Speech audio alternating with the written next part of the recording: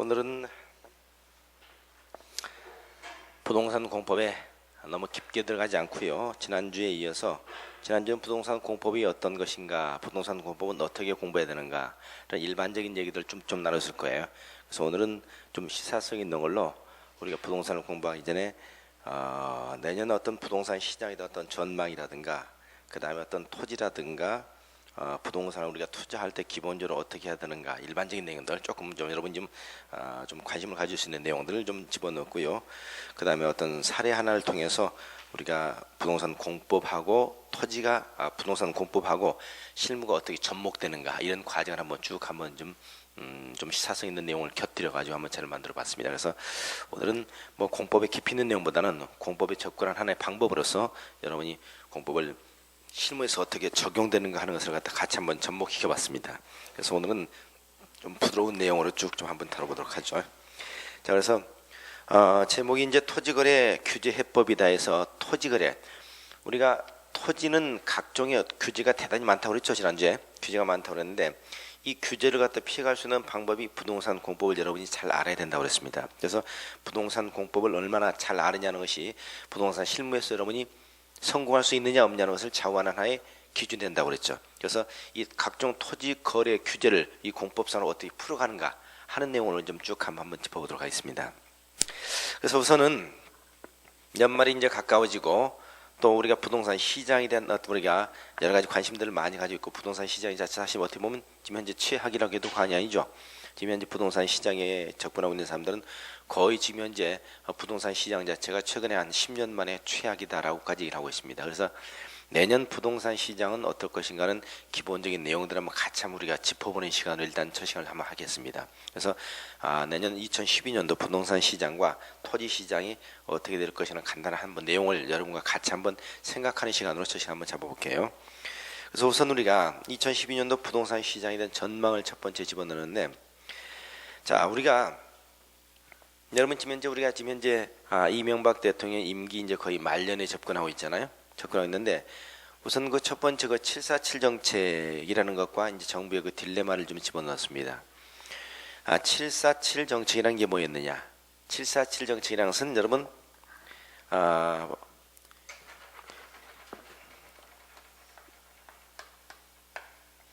요건 현직 이명박 대통령의 대통령 선거의 공약상 1호였죠.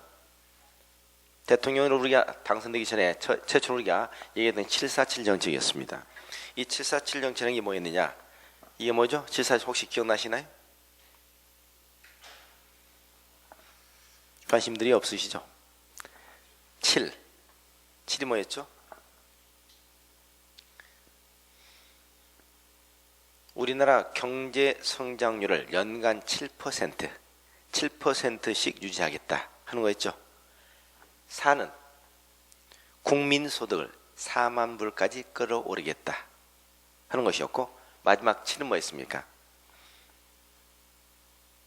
7은 우리나라가 세계 경제 7대 대국에 들어갈 수 있도록 하겠다는 것입니다.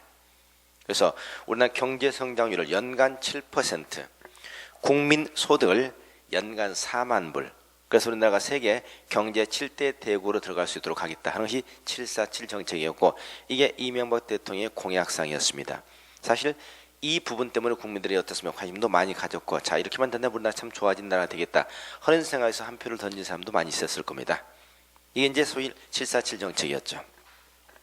근데 과연 지금 현재 747 정책 이제 임기가 내년이면 끝나게 되는데 어때요? 지금 현재 어느 정도 접근하고 있나 한번 볼까요? 우리나라 경제 성장률은 몇 프로입니까? 연간 지금 현재 4%가 안 되죠. 내년치 전망 약 3.8%, 상승 5% 이 정도 잡고 있기 때문에 거의 반토막이 난 상황이고, 국민소득 얼마죠? 국민소득 2만 불에서 약 한 2만 2천 불, 3천 불, 약 2만 5천 불이 좀 안 되고 있는 상황입니다. 그 다음에 우리나라 경제 7대 대국이다. 7대, 우리나라는 지금 현재 세계 경제 규모로 본다면 세계 한 11위 정도, 11위에서 한 12위 정도, 아마 이 정도 될 겁니다. 그렇다면 747 정책은 지금 현재 전혀 이루어진 게 없죠. 그래서 결국 대통령 공약상에 그야말로 빌공짜를 써가지고 공약이 되어버린 이런 상황이 됐습니다. 그렇다면 대통령 입장에서는 또 현 정부 입장에서는 이런 부분이 굉장히 부담스럽게 느껴질 수 있겠죠. 이제 임기가 끝나가면서 대통령이라는 사람은 결국 자기 임기가 끝나고 난 다음에 역대 대통령 중에서 자기가 한 게 뭔가, 또 역대에서 어떤 평가를 받을 것인가, 이런 부분에서 굉장히 관심들을 많이 갖기 때문에 이런 정치 현재 이런 상황이 있다면 굉장히 부담을 많이 느낄 수밖에 없을 겁니다.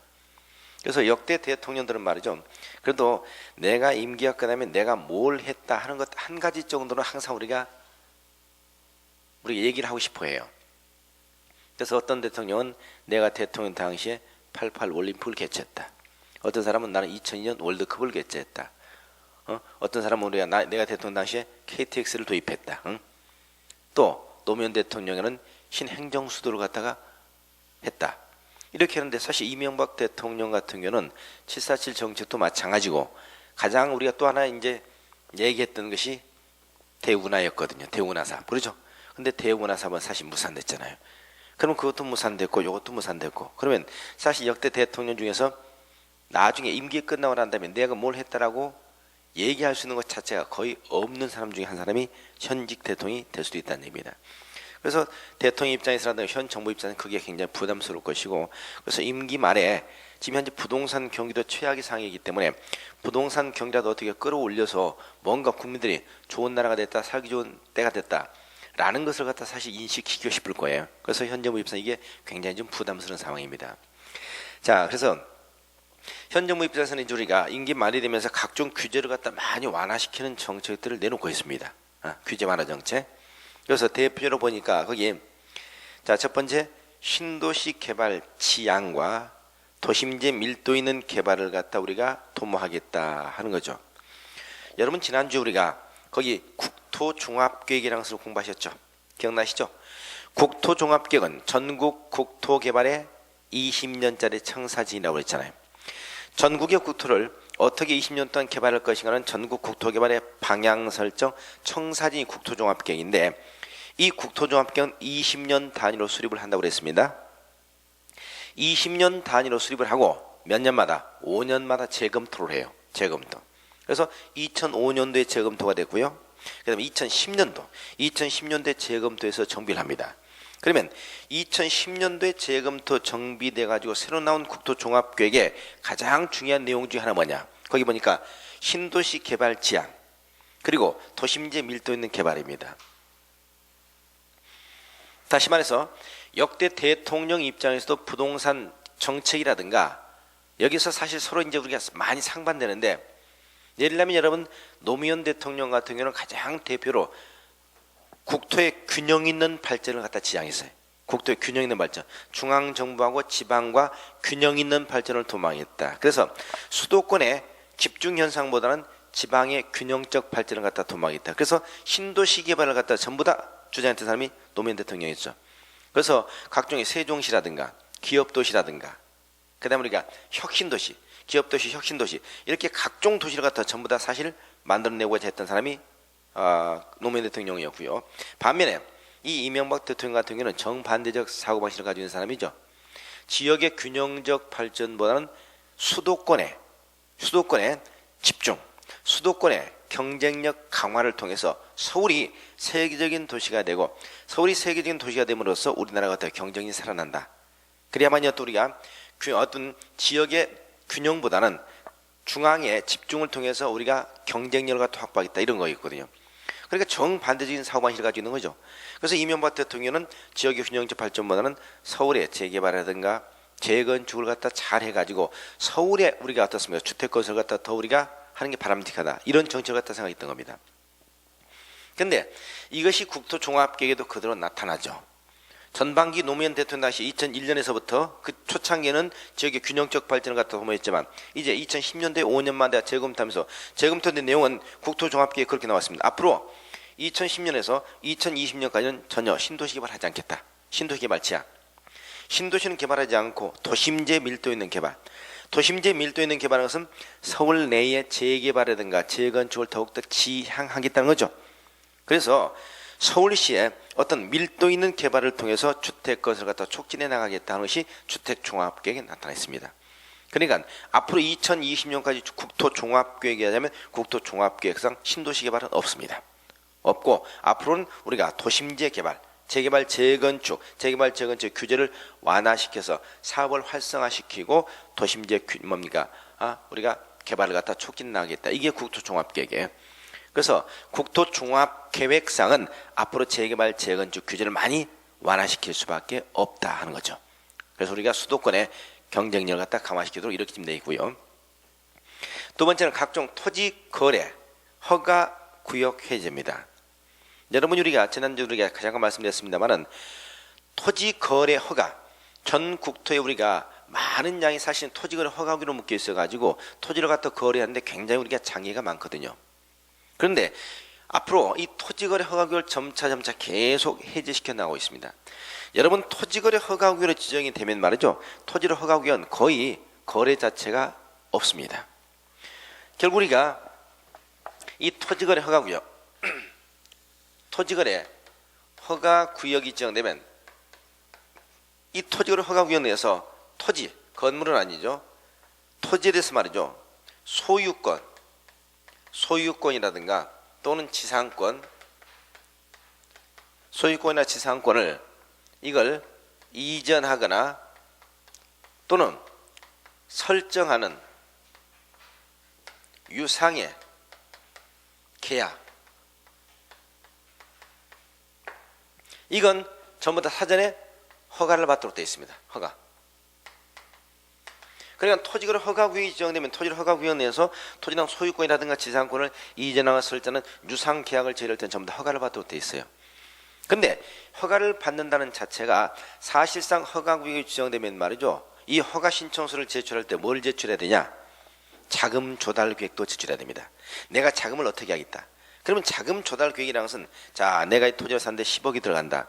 그럼 내 돈이 얼마이고, 은행에서 얼마를 빌리고, 처갓집에서 얼마를 가져오고, 친정집에서 얼마를 빌려오고, 이런 내용을 다 적어야 돼. 만약에 여기라도 조금이라도 의혹이 있으면 세무조사 들어가 있다는 얘기입니다. 그러면은 내가 거래를 하고 싶어도 내가 밝히고 싶지 않은 이런 자금의 분도 있죠. 그럼 어떻습니까? 귀찮아서 거래를 안 해버리죠. 귀찮아. 특히 우리나라의 토지거래의 상당 부분은 말이죠, 개인보다는 기업들, 중소기업들은 이 기업들이 가지는 토지가 상당히 많고, 그들은 어때요? 괜히 이거 잘못했다가 기업의 세무조사 맞으면 어때요? 이건 완전히 작살냈잖아요.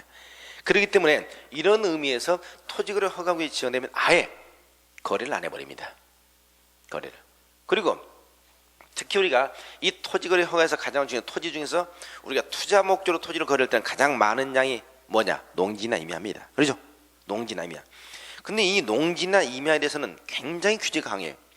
농지를 갖다 토지거래 허가구역에 내서 거래하려면 어떻게 되냐? 그 농지에 있는 그 토지 말이죠, 적어도 6개월 전부터 세대원 전부가 거기서 거주해야 돼. 예. 세대원 전부, 한 사람이 아니고 아이들까지 세대원 전부가 6개월 전부터 거기서 거주하고 주민등록 이전이 되어 있어야만이 사실상 허가를 받을 수가 있어요. 그럼 어때요? 투기 목적으로 어디 외곽 지역에다 땅 사는 것은 생각도 하지 말란 얘기잖아요. 그렇죠? 그러니까 결국 우리가 이 허가구역이 지정돼 버리면 거래 자체가 거의 실종 상태다 해도 과언이 아닙니다. 그래서 허가구역이 지정된 산 토지가 거의 규제된다. 우리가 이 허가구역이 전국적으로 엄청난 양이 사실은 많이 지정되어 있거든요. 근데 최근에 이 규제를 완화시키자, 부동산 경기를 좀 진작시키자 하면서 각종 이 토지를 허가구역을 상당량을 많이 해제시켜 나오고 있습니다. 거기 보시면 말이죠, 작년에 우리가 허가구역을 갖다가 총 그 면적 중에서 약 35%, 서울 면적의 약 3배 정도 규모를 갖다 작년 연말에 갖다 해제시켰습니다. 그래서 현재로 보면 국토의 약 한 8% 정도, 8% 정도가 지금 현재 지정돼 있다가 조정 후에 지금 현재 약 5.6% 정도로 허가구역이 지금 현재 줄어들었어요. 그런데 여러분 오늘 아침 혹시 신문 보셨는지 모르겠습니다만 언제 24일 날, 이번 24일 날 부동산 대책을 다시 발표한다고 그러죠. 그렇죠? 그래서 이제 워낙 부동산 경기가 지금 안 좋기 때문에 부동산에 대한 대책을 다시 발표돼서 이번 24일 날 정부에서 부동산 대책을 다시 발표할 겁니다. 그 부동산 대책의 발표 내용 중에서 이 허가구역을 좀 더 축소시켜서 더욱 규제를 갖다 완화시킬 겁니다. 그래서 지금 현재 약 6% 내외로 되어 있는 5.6%로 되어 있는 이 허가구역이 이번 아마 24일 날 허가구역이 전면적으로 많이 좀 해제될 것으로 예상이 됩니다. 그래서 일단은 부동산 경기가 살아나려면 실제로 어떻습니까? 토지를 허가 구역이 많이 좀 완화돼야 됩니다. 그래서 지금 현재 약 6%, 5.6%에 대한 토지 허가 구역이 5월 연말을 갖다 지나면서 다시 또 많은 양이 해제되면 이때 부동산에 대해서는 어떤 토지 쪽의 규제가 훨씬 더 완화되는 것이라는 것이죠. 그 다음에 세 번째 보니까 보금자리 주택을 갖다 확대하겠다. 보금자리 주택. 지금 현재 우리가 집값 문제 때문에 상당히 우리가 문제가 많았었죠. 그래서 나온 것이 이명박 대통령 정부 하에서 나오는 대표적인 정책이 뭐냐면 이 보금자리 주택입니다. 보금자리 주택.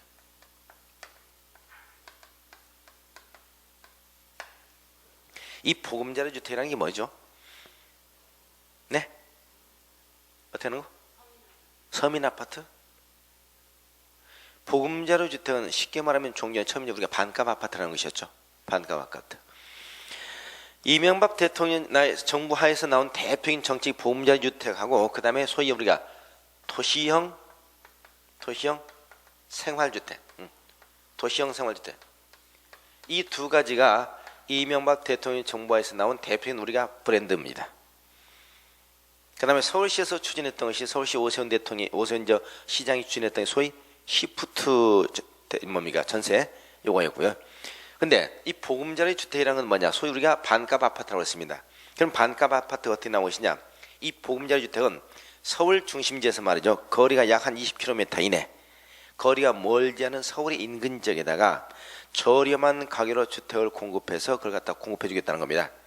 그럼 이 보금자리 주택은 어떻게 공급하느냐? 보금자리 주택은 말이죠. 서울 외곽 지역에 있는 개발 제한 구역 있죠. 그린벨트. 개발 제한 구역을 풀어요. 개발 제한 구역을 갖다 풀어가지고 거기다 택지를 조성하는 겁니다. 그러면 서울의 개발 제한 구역, 서울 인근지에서 가까운 지역이고 땅값이 아주 저렴하잖아요. 땅값이 아주 저렴한 지역이기 때문에 여기 개발 제한 구역을 풀어가지고 정부가 여기다 택지를 조성해서 여기다가 85제곱미터 우리가 하니 그래서 우리가 85제곱미터라는 얘기를 자주 쓸 겁니다. 제곱미터 이하. 이 85제곱미터는 25.75평입니다. 무슨 면적 기준으로? 전용 면적 기준. 전용. 우리가 아파트를 얘기할 때 말이죠. 아파트를 분양받을 때는 어떤 면적 기준으로 분양을 받느냐? 공급 면적 기준입니다. 무슨 면적? 공급 면적. 공급 면적은 전용 면적 플러스 공용 면적. 전용 면적 플러스 공용 면적 플러스 우리가 공급 면적이라고 그래요. 그러면 전용 면적이 25.75평이면 이건 공급 면적이 얼마냐? 공급 면적이 여러분 33평형. 이게 우리가 전용 면적 25.75평 85제곱미터 얘기입니다. 그러니까 앞으로 85제곱미터 아파트 그러면 우리가 분양받는 평수 몇 평? 32평, 33평. 이 아파트를 보통 우리가 전용 면적 25.75평 85제곱미터라고 해요. 이걸 뭐라고 하냐? 국민주택 규모라고 합니다. 국민주택 규모. 그러면 이 보금자리 주택이라는 것은 정부가 도시 외곽 지역에서 가까운 개발 제한 구역을 풀어서 개발 제한 구역 내다 85제곱미터 이하 국민주택 규모의 주택을 건설해서 이 주택을 저렴한 가격으로 공급해 주겠다는 얘기입니다. 그러면 땅값이 싸기 때문에 어때요? 저렴한 가격으로 공급해 줄 수 있죠. 이게 소위 보금자리 주택이고 소위 반값 아파트였습니다. 우리나라에서 최초로 보금자리 주택이 공급됐던 것이 어디죠? 서울시 강남구, 서초동, 그쪽에 우리가 세곡동, 우면동이 있었죠. 세곡동, 우면동 1차 보금자리 주택을 갖다 공급했습니다. 그러면 세곡동, 우면동 거기는 바로 강남이에요. 강남입니다. 강남에서 32층 아파트를 공급해가지고 그때 공급 가격이 얼마냐? 약 1,200만 원대였습니다. 평당. 그럼 생각해 보세요. 강남에서 아파트 분양가가 평당 32평 아파트가 평당 1,200만 원이다. 그런데 주변 시세는 얼마야? 최소한 2천만 원 넘어가잖아요. 그렇죠? 최소한 2천만 원 넘어가기 때문에 사실 반값이 가능했던 거죠. 이런 주택을 갖다 정부가 연간 앞으로 어때요? 연간 우리가 전에 최초로 약 40만 가구씩 공급해 주겠다 이렇게 약속을 했었거든요. 응? 그래서 이제 나중에 이제 우리가 21만 가구로 됐습니다만은 이걸 연간 한 20만 가구 이상씩을 공급해 주겠다 이렇게 정부가 약속했어요. 그러니까 국민들이 거기에 뿅 가버린 거죠. 집을 살려고 생각했던 사람들이 강남에서 아파트를 32평 아파트를 1,100만 원대, 1,200만 원대 분양받을 수 있다. 그러니까 누가 집을 사겠습니까? 안 사지, 그죠? 강북에서도 평당 1,100만 원, 1,000만 원 넘어가는데, 그러니까 이 주택을 갖다 연간 20만 가구씩 이렇게 공급해주겠다. 그러니까 어때? 20만 가구면 어마어마한 분량이거든요. 여러분 판교 신도시 네? 분당 신도시, 이 신도시 하나 건설되면 주택이 얼마나 건설된 줄 아세요? 불과 5, 6만 가구예요. 5, 6만 가구. 그런데 어떻습니까? 20만 가구를 갖다 매년 공급해 주겠다 그러니까 집 없는 사람들이 집 살 이유가 없잖아요. 그래서 그때부터 국민들이 집을 안 사려고 기다리기 시작한 거예요. 그게 우리 부동산에서 실제로 거래가 되지 않고 있는 가장 큰 이유 중에 하나 바로 이 보금자 주택입니다. 국민들이 환상이 들뜬 거잖아요. 나도 반값으로 강남에서 새로운 아파트를 분양받을 수 있다. 이렇게 하니까 어떻습니까? 그때부터 주택을 갖다 사지 않고 기다리는 그 성향이 강해졌던 겁니다. 그게 이제 사실 지금까지 진행이 되거든요. 그래서 우리가 거기 보니까 보금자 주택을 연간 21만 가구를 공급해 주는데 그중에 수도권에 18만 가구, 수도권 서울, 인천, 경기입니다. 18만 가구의 주택을 갖다 매년 공급해 주겠다. 이렇게 좀 공언이 했고 분양 아파트를 거기서 10만 가구 보금자 주택을 갖다 공급해 주겠다. 이렇게 약속을 했습니다. 그래서 사실상 우리가 이제 보금자 주택이 많이 공급이 되면서 앞으로 어때요? 결국 이 주택 가격이 오르지 않고 있는 이런 현상, 또 주택이 거래되지 않고 있는 이런 현상으로 계속 지금 현재 이어지고 있는 겁니다. 우리가 부동산 경기의 침체의 가장 큰 원인 중에 하나가 이 보금자 주택이라고 이렇게 하고 있고 국민들 입장에서 그 환상이 아직 깨지지 않고 있기 때문에 거래가 안 되고 있는 겁니다. 그러나 사실은 말이죠. 사실은 이제 우리 국민들이 이 분양가 여기서 이 보금자 주택은 환상이 깨져야 됩니다. 최근에는 지금 현재 우리가 보금자 주택을 3차, 4차 계속 발표하고 있습니다만 3차, 4차를 갖다 이렇게 넘어가면서 지금은 이 보금자 주택이 반값 아파트가 아니죠. 주변 시세 거의 한 80%까지 육박하고 있습니다. 그러니까 지금 현재 보금자료 주택을 공급받아 봐야 큰 이득도 없어요. 없을 뿐만 아니라 이건 전매 제한에 걸려가지고 최고 10년 동안 아니면 7년 동안 전매가 안 됩니다. 전매할 수가 없어요. 그러면 우리 국민들이 어때요? 우리 국민들은 굉장히 성격이 급합니다. 세계에서 가장 성격이 급한 국민이 우리 한국 국민 중에 하나예요. 그건 뭘 보면 알죠? 성격 급하다. 뭐 먹을 때? 음식 먹을 때 굉장히 빨리 먹죠. 네? 공인중개사. 국제선 비행기를 타보면 제일 먼저 알아요. 국제선 여객기를 타보면 말이죠. 도착 10분 전입니다 하면 제일 먼저 일어나가지고 짐 싸가지고 제일 앞으로 나온 사람 전부 다 한국 사람들이야. 그렇죠? 그러니까 어떻습니까? 가장 성격이 급한 사람 한국 사람. 이 성격이 급한 한국 사람들이 이제 분양 받아봐야 별 이득도 없는데 7년 10년 동안 전매가 금지된다. 그러면 7년 10년 뒤에 부동산 가격이 어떻게 될 것인가 누구도 몰라. 그러니까 그때까지 가지고 있어야 된다. 처분하지 못한다. 이런 생각을 하니까 이제는 아하 이거 별거 아니구나. 이거 받아봐야 별 이득이 없구나. 이렇게 이 환상에서 깨어나기 시작하기 됐단 말이죠. 그래서 사실상 이제는 보금자 주택에서 국민들이 어떻습니까? 관심이 자꾸 멀어져 가고 있습니다. 정부가 보금자 주택을 공급해도 보금자 주택도 이제 현재 미분양 사태 지금 현재 이렇게 준하고 있단 말이죠. 그래서 우리가 사실은 이렇게 보금자 주택이 많이 공급되면서 국민들의 부동산 경기를 우리가 침체시키는 원인이 됐을 뿐만 아니라 최근은 국민들의 관심이 자꾸 멀어져 있기 때문에 사실상 이제 국민들 입장에서는 보금자 주택보다 어떤 매수 쪽으로 사실 가야 돌아서야 할 입장이 됐습니다. 그 다음에 네 번째 지금 현재 우리나라 이 부동산 경기에서 지금 현재 가장 영향을 많이 미치고 있는 것 중에 하나 분양가 상한제입니다. 분양가 상한제라는 건 뭡니까? 분양가 상한제.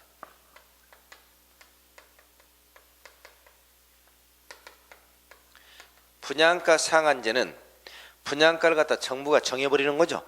이건 뭐의 반대말이죠? 분양가 상한제 반대말이 뭐죠? 하한제라고 그러려죠. 그런 건 없어요. 그런 건 없고 분양가 자율화지 자율화. 분양가 자율화. 다시 말해서 분양가라고 하는 것은 건설회사가 아파트를 건설해서 분양가를 얼마를 받든 간에 좋은 아파트를 건설하면 가격이 높아야 되고 아니면 어떻습니까? 가격을 낮춰야 되고 그걸 건설회사에서 자율적으로 결정하는 것이 시장 경제, 자본주의 경제 질서에 맞는 거죠. 이게 분양가 자율화 정책이었습니다. 그런데 그러다 보니까 이 기업체에서 말이죠. 고급 아파트를 계속 건설해도 분양가 계속 높아집니다. 우리나라에서 아파트 중에서 분양가 가장 높은 것이 평당 얼마까지 갔죠? 이 분양가 상한제가 2008년도부터 전면으로 시행됐습니다만 2008년 1월 1일 분양가 상한제가 바로 도입되기 전에 서울에서 가장 비싼 아파트 분양가가 평당 5천만 원대 분양됐습니다. 서울에 가면 지금 현재 서울의 뚝섬이라고 하는 데가 있는데 서울의 뚝섬에서 한화에서 한화 갤러리아 폴이라고 해서 아파트를 약 297세대를 갖다 건설했어요. 이 평수가 전부 평수가 100평대입니다. 평수가 전부 다 97평대 100평대인데 전 세대가 이 아파트로서 가장 고급 아파트예요. 이 아파트 평당 분양가 5천만 원. 100평에 얼마입니까? 50억이죠. 이렇게 그때 공급했죠. 그게 이제 분양가 상한제 도입되기 마지막이었습니다. 이렇게 고급 아파트를 제가 분양가 계속 높아지니까 주변 아파트 값이 계속 올라가잖아요. 그렇죠? 그래서 정부는 이 분양가 상한제가 우리 분양가를 갖다 끌어올리는 작용을 하고 있다 해서 이걸 억제하기 위해서 분양가 상한제를 도입한 겁니다. 분양가 상한제라는 것은 이 분양가를 어떻게 결정하냐? 분양가는 토지비 있죠? 토지 가격이다. 토지 가격 플러스 건축비. 이렇게 결정해 버린 겁니다. 토지 가격에다가 건축비. 이 건축비라는 것은 우리가 정부에서 표준 건축비라는 것을 매년도 발표해요. 표준 건축비 평당 얼마? 이 말이죠. 평당 350. 이런 식으로. 그럼 어떻습니까? 땅 가격만 딱 알면 어때요? 분양가 나와버리죠. 그러니까 실질적으로 어떻습니까? 어떤 기업의 마진 자체를 갖다 굉장히 줄여버리는 거잖아요. 그래서 분양가 상한제를 딱 적용해버리고 이 분양가를 공개하라는 거죠. 공개, 정부가. 이러니까 어떻습니까? 분양가 상한제가 적용되면 건설회사들이 아파트 건설 안 해버리잖아요. 그렇죠? 왜? 서울 같은 경우에 땅값이 엄청난 비싸잖아요. 이 비싼 아파트에서 이 토지 플러스 건축비 이렇게 공급하게 되면 기업의 마진이 없어지기 때문에 서울에서는 도저히 수지를 못 맞춘다 말이죠. 그러니까 이 분양가 상한제가 2008년도에 전면적으로 도입되고 난 다음에 특히 서울 같은 경우는 건설회사 아파트 건설을 포기해버린 겁니다. 전부 다 포기해버리고 어디로 갔어요? 지방으로 갔죠. 땅값이 싼 지방으로 가가지고 지방에서 엄청나게 아파트를 갖다 그때 공급을 했습니다. 그래서 그때 당시에 지방에서 분양가 싼 땅값이 싼 지방으로 내려가가지고 2007년도 말에 어마어마한 많은 아파트를 갖다 건설해서 공급을 했어요. 그 아파트 2010년, 2011년 지나면서 그게 이제 시장이 나오기 시작한 거잖아요. 한 3년 걸리니까. 그 아파트에 전부 다 미분양이잖아요. 그러니까 결론적으로 분양가 상한제를 적용하니까 어떤 역효과를 가져왔느냐. 주택이 아파트가 절실하게 필요한 수도권에서는 서울에서는 아파트가 부족하고 건설 안 해버리니까 남아도는 지방에서는 어때요? 아파트가 너무 많이 남아가지고 미분양돼 버리고 이 미분양이 전국적으로 가장 많을 때 약 18만 가구, 15만 가구 최근에 한 10만 가구 내에 미분양이 남아있단 말이에요. 미분양이 10만 가구 이상이야. 이게 결국 우리가 분양가 상한제가 가져온 폐단입니다. 그리고 분양가 상한제라는 것은 말이죠. 이건 사실 시장 경제에 맞지 않는 것이 우리나라는 자본주의 경제잖아요. 사유재산 제도잖아요. 자본주의라는 건 뭡니까? 여러분 기본적으로 가격이 결정되는 시장 원리를 아시죠? 뭐 경제에서도 공부를 하셨고 여러분 뭐 사회시간에도 옛날 공부를 하셨겠습니다만은 가격은 수요와 공급이 일치하는 지점에서 가격이 결정되잖아요. 공급이 많으면 물량이 많아지니까 가격은 떨어지는 것이고 반대로 또 공급이 줄어들면 가격은 올라가는 것이고 반대로 수요가 많아지면 많아질수록 가격은 올라가는 것이고 수요가 떨어지면 어때요? 가격이 떨어지는 거잖아요. 그래서 이 공급과 수요가 결정된 지점에서 가격이 결정된 이게 소위 시장 경제 원리잖아요. 그런데 이 분양가 상한제라서 이 시장 경제 원리를 전면적으로 부정하는 거잖아요.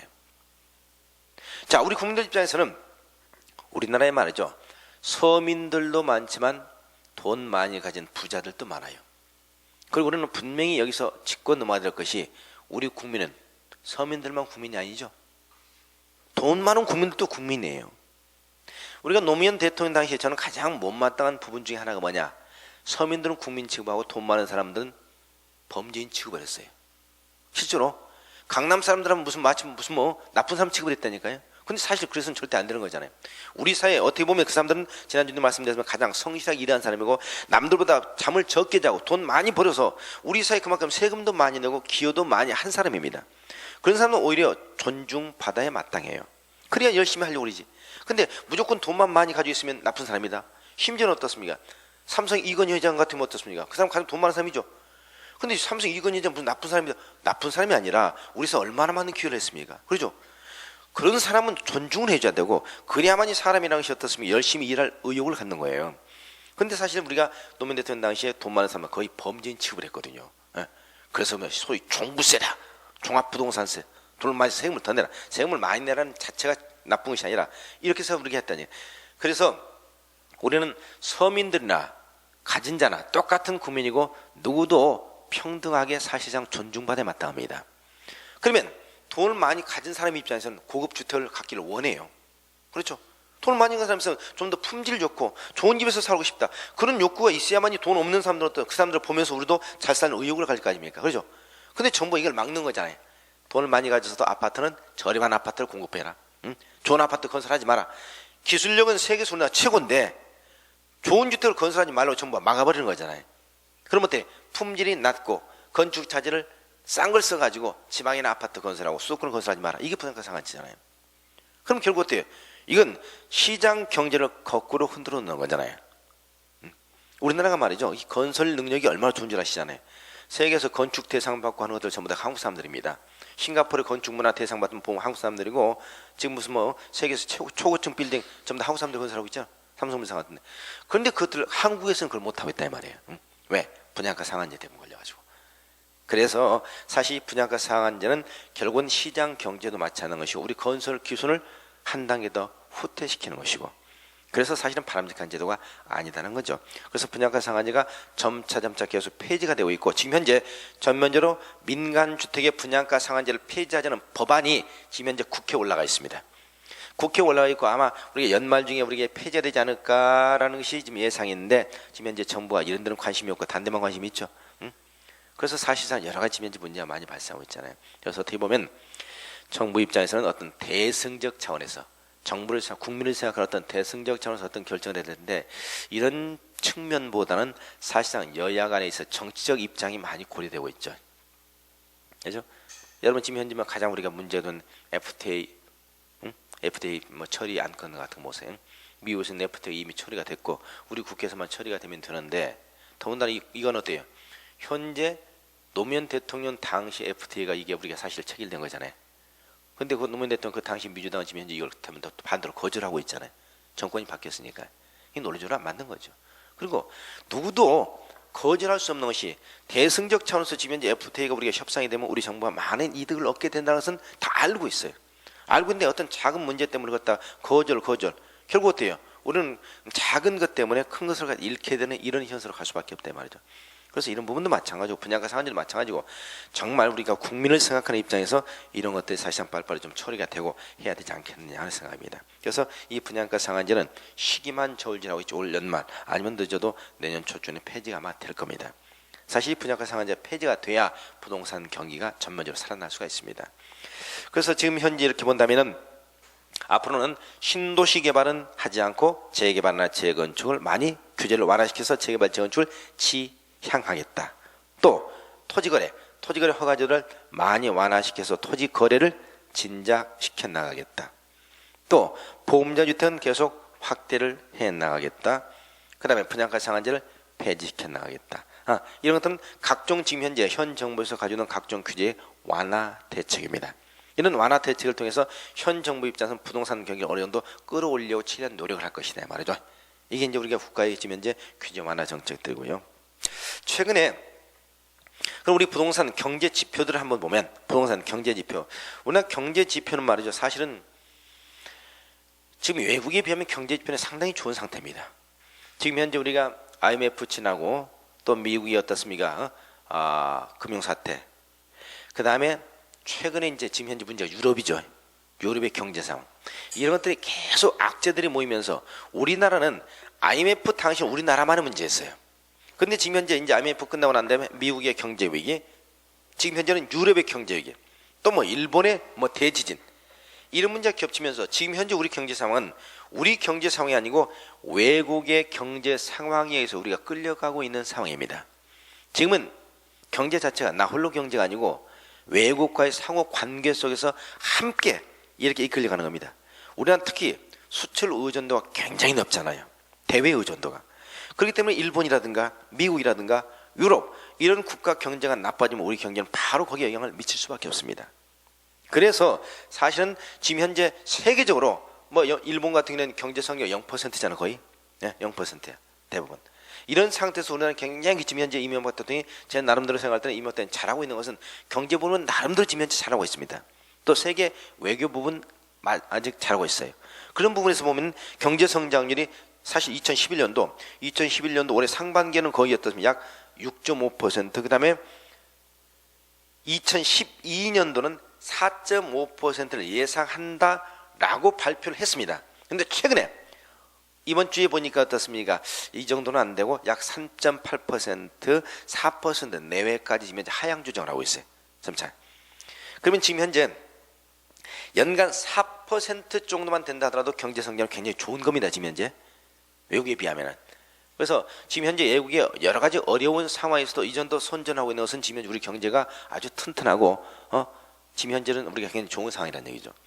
또 우리나라 지금 현재 물가 상승률은 2012년도에 약 한 3.5% 정도 예상하고 있습니다. 그 다음에 수출 실적이 말이죠. 우리나라가 굉장히 지금 현재 좋아요.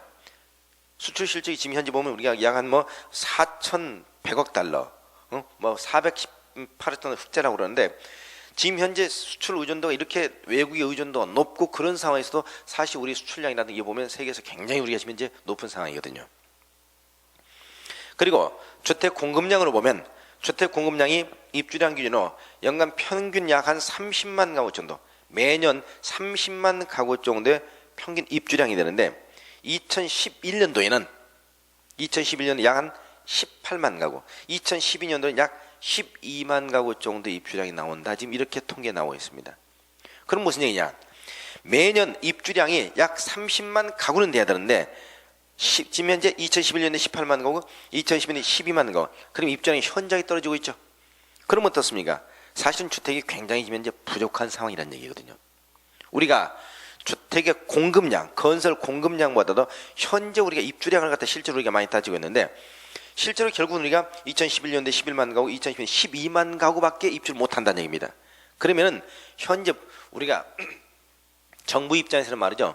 이 주택 종합계획이라는 게 있습니다. 주택 종합계획은 10년 단위로 정부에서 수립하는데 이 주택 종합계획 가장 큰 내용은 뭐냐면 적어도 연간 주택을 얼마만큼 건설해서 공급해 주겠다 하는 약속이 거기에 남아 있어요.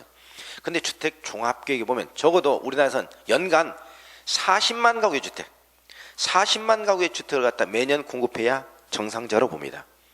그런데 지금 현재 어때요? 18만 가구, 12만 가구면 우리가 가장 부동산 경기가 어려웠던 IMF 때 있었죠. IMF 때 평균 주택 공급량이 약 34만 가구, 33만 가구, 39만 가구 이 정도였습니다. IMF 당시에 반도 믿지 못한다 말이야 지금 현재. 그렇게 보면 지금 현재 주택 공급이 현저히 부족한 상황이고 이런 현상이 2, 3년 뒤에 주택의 뭡니까? 가격 급등으로 사실 이어져야 정상적이라는 얘기예요. 그래서 지금 현재 경제 성장률도 지금 현재 그래도 좋은 편이고 수출 실적도 좋은 편이고 OECD 국가 중에서 한국 경제가 그래도 가장 탄탄하다고 외국에서 지금 현재 인정을 하고 있습니다. 이런 상황인데다가 주택 공급량은 현저하게 부족한 상황이기 때문에 이런 상태, 경제 지표를 기준으로 본다면 우리나라 부동산 경기는 사실상 좋아져야 마땅하고 주택 가격도 상승해야 마땅합니다. 자, 그래서 우리가 이런 전체적인 경제 지표를 본다면은 사실 우리 부동산 경기는 2012년, 2013년 이렇게 하면서 사실 경기가 좋아져야 되는 것이 맞다는데 다만 가장 큰 변수가 뭐냐? 가장 큰 변수가 지금 현재를 본다면 어때요? 외국의 경제 상황이죠. 외국의 경제 상황. 외국의 경제 상황이 가장 나쁘다는 것이고 또 하나 지금 현재 우리 부동산 경기에서 가장 큰 문제점 중에 하나가 뭐냐면 심리적인 요소입니다. 심리적인 요소라는 것은 가장 중요한 것이 주택 가격이 오를 거다라고 주민들이 생각을 하기 시작하면 그때부터는 가격이 올라요. 그리고 오를 거다라고 생각하면 주택 가격이 끝없이 오릅니다. 한이 없어요. 반면에 주택이 떨어질 거다라고 인식이 되기 시작하면 주택은 떨어지기 시작하고 떨어질 거다 생각하면 주민들 입장에서는 한없이 떨어질 거라 또 기대합니다. 지금 같은 상황이죠. 지금 내가 집을 갖지 않고 있는 사람 입장에서 집을 안 사고 있잖아요. 왜? 가격은 더 떨어질 텐데 뭐하러 사? 이런 생각이잖아요. 그러니까 지금 현재 가장 중요한 바로 심리적인 요소입니다. 그 심리적인 요소가 첫째는 아까 우리가 보험자주택는 환상이 있었던 것이고 두 번째 외국 경제가 나빠지면 주택 가격은 부동산 경기 현재 전체로 나쁜 상황이고 그렇기 때문에 주택 가격이 계속 떨어질 거다 이런 상황 때문에 국민들이 집을 안 사고 있는 겁니다. 그리고 우리가 흔히 부동산 시장에서 우리가 보통 전세하고 매매 가격 대비를 말이죠. 전세 가격이 주택 매매 가격의 50%를 상회하게 되면 대부분 이제 전세를 포기하고 주택을 매매하는 시점으로 돌아섭니다. 근데 지금 현재 서울 같은 경우는 어떤 경우는 전세 가격이 매매 가격의 60%까지 넘는 경우도 있고, 인천이라든가 이런 지방 같은 경우는 최고 전세 가격, 주택 가격의 90%까지 하는 데도 있어요. 1억짜리 주택에 1억짜리 주택에 전세가 9천만 원이라고요. 그럼 어떻습니까? 1,000만 원만 내 돈 들면 집을 살 수 있죠. 그런데 집을 안 사고 있다 이 말이에요. 이런 상황이 오고 있다니. 그래서 사실은 우리가 이런 현상이 계속 진행되면 사실 집이 매매가 이루어져야 되는데 불구하고 여러 가지 가장 중요한 것은 심리적인 요소가 이제 부동산 경기는 이제 뭐 끝났다. 부동산 경기 오르지 않을 것이다. 이런 생각들 때문에 사실상 우리가 집을 안 사고 있는 거죠. 그래서 저는 우리 이제 언론의 입장에서도 사실상 가장 먼저 좀 개선돼야 될 것이 국민들에게 희망을 줘야 됩니다. 희망을 주고 부동산 경기도 앞으로 좋아질 거다 이런 전망들도 많이 내놓고 그래야 되는데 계속 주택은 떨어진다, 조금만 나쁘면 나쁘다, 주택가가 조금만 오르면 너무 올랐다 이것 자체가 사실 우리 부동산 경기를 어렵게 만드는 거예요. 그리고 우리나라는 말이죠, 우리나라에서 이 부동산 시장이 차지하는 비중이 굉장히 막대합니다. 다시 말해서 부동산 시장이 어려워지면 경기 전체가 어려질 수밖에 없어요. 부동산에 목을 매달고 있는 사람들이 건설회사들이라든가, 그렇죠? 이런 건설회사라든가 이 부동산이 차지하는 비중 자체가 GNP에서 GDP에서 차지하는 비중이 엄청나게 높기 때문에 부동산 경기가 살려지지 않으면 우리 국가 경제가 전체를 살아날 수가 없다고요. 그래서 사실은 현 정부 입장에서도, 이명박 대통령 정부 입장에서도 747 공약도 이미 멀어졌고 대우나 사업도 사실상 거의 끝났고, 그럼 임기 말년까지 부동산 경기라도 좀 살려놓고 어느 정도 살기 좋은 나라가 됐다, 이런 인식을 심어주고 임기를 맞춰야 되지 않겠느냐, 이런 생각들을 하게 될 겁니다. 그래서 제 예상은 연말에 가고 내년주 정도 가게 되면 이명박 대통령 정부에서 계속 규제 완화 대책을 내놓을 겁니다. 현 정부 입장에서 가장 큰 딜레마가 말이죠, 이명박 대통령 정부 하면 우리가 흔히 초창기에 무슨 정부라고 그랬어요? 강부자 정권이라는 얘기를 했었죠. 강부자 정권, 강남의 부자 정권이다. 그래서 어떻습니까? 어떤 이명박 대통령이 내놓는 정책마다 이것은 부자들을 위한 정책이다, 이런 비판을 많이 받거든요. 그렇기 때문에 사실 현 정부 입장에서 규제 완화를 시키고 싶어도 사실상 할 수 없었던 겁니다. 그러나 정권 후반기에 가게 되면 어떻습니까? 이런 정책을 자꾸 내놓을 수밖에 없습니다. 이제는 어때요? 더 이상 떠밀 게 없다 이 말이죠. 그리고 현 정부 입장에서도 이명박 대통령이나 또는 현재 뭐 보면 박근혜 대표나 한나라당 입장에서 더 이상 자꾸 미룰 수만 없습니다. 이제 당장 내년도 대통령 선거를 의식해야 돼. 4월 달에 국회의원 선거, 그 다음에 대통령 선거를 의식해야 된다. 12월 달에. 지금 현재 상황이면 한나라당에서 사실상 여당이 승산이 있다고 얘기하기가 어렵잖아요. 이번 서울시에서 어떻습니까? 패배를 했지 않습니까? 그러면서 지금 현재 내년 국회의원 선거도 어려워졌고 내년 대통령 선거에서 또 지금 현재 문제되고 있는 안철수 바람에서 그 사람이 만약에 대통령 나왔을 때 어떻게 될까? 이게 초미의 관심사입니다. 지금 현재 상황으로 보면 누구도 그걸 거절하지 못해요. 그래서 어떻습니까? 어차피 뭐 낸 대통령 선거에서 안철수 씨가 새로운 신당을 창당하게 돼서 대통령 나오지 않겠느냐, 이렇게 본다 한나라당 입장에서는 그야말로 큰일이거든요. 그러면 그런 거 뭐 우리가 대응하기 위해서는 뭔가 국민들에게 어떤 여론을 주다고 국민 입장에서 살기 좋은 나라가 됐다는 이런 인식이라도 심어주지 않으면 어떻습니까? 어렵다는 얘기입니다. 그래서 여러 가지 각종 규제를 갖다 완화시키고 국민에게 눈에 보이는 어떤 우리가 임기 말에 어떤 좋아진 현상들을 갖다 보여주기 위해서 막판에 강한 강공을 갖다 할 가능성이 크죠. 그래서 부동산 대책이 많이 완화되면서 제가 예상한 지금 현재 세계적인 미국 사태가 어느 정도 조금 이제 진정 기미에 지금 해당되어 있고 유럽 문제만 어느 정도 해결이 되면 내년 부동산 시장은 올 연말 기점으로 해서 내년부터 좀 훈풍이 좀 불지 않겠는가 하는 생각이 듭니다.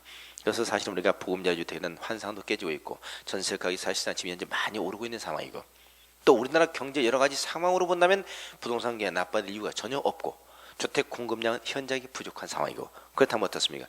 결론적으로 가격이 오르면서 부동산 경기가 살아나야 되는 것이 정상이죠. 단 우리가 외국의 변수가 어느 정도 개선이 될 것이냐 하는 것이 저는 아직 가장 큰 문제점이다, 이렇게 보고 있습니다. 그래서 사실 좀 좋아져야 되죠. 여러분이나 저나 우리 국가적으로 보나 부동산 경기가 좀 좋아져야 사실은.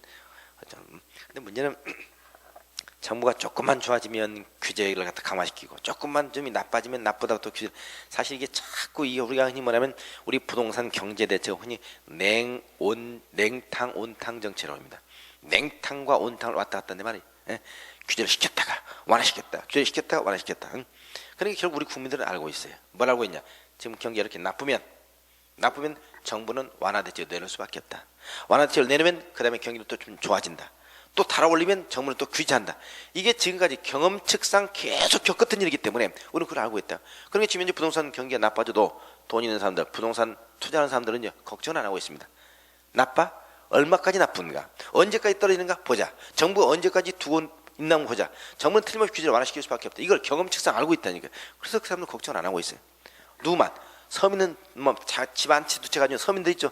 이런 사람들만 그냥 안달을 하고 있고 그다음에 어떻습니까? 뭐가 지금 부동산 뭐 이렇게 불안해하고 있지.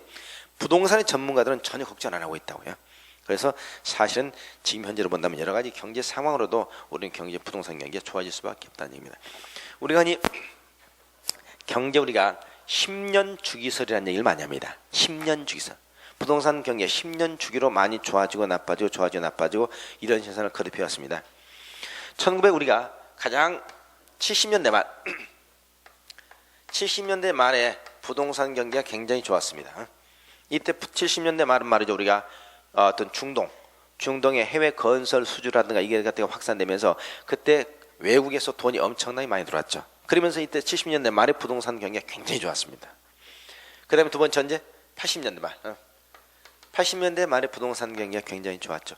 88 올림픽. 그러면서 어떻습니까? 그때 당시에 우리가 경제가 굉장히 성장했고 그때는 뭐 집을 건설하기만 하면 100% 분양이 되고 이런 상태였습니다.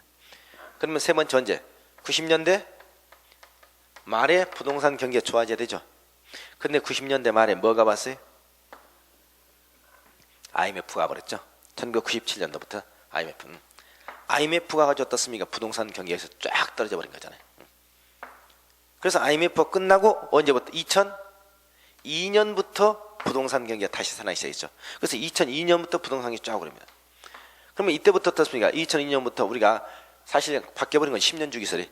10년 주기 바뀌면서 2002년, 2003년, 2004년, 2005년 이때 우리가 부동산이 쭉 올랐고 그 이후는 보통 5년 주기설로 많이 바뀝니다. 5년 주기설로. 그래서 사실 5년 주기설 그 다음에 또 우리가 또 2008년도 그러니까 2002년도 2003년 쫓다가 2008년도 상반기까지 부동산 경기가 좋았어요. 2008년도 후반기 가면서 어떻습니까? 소위 미국의 리먼 브러더 사건이 터졌죠. 그러면서 그때부터 경기가 2008년도 말부터 2009년, 2010년, 2011년 쭉 지금 한 3년 지금 경기가 떠지고 있는 거잖아요. 그럼 5년 주기설로 보면은 사실상 우리가 2012년, 13년, 14년 한 3년 부동산 경기는 다시 좋아야 된다는 것이 사실상 어떻게 보면 전문가 입장이고 또 IMF 당시 부동산 경기가 어려우니까 주택 공급을 안 했죠.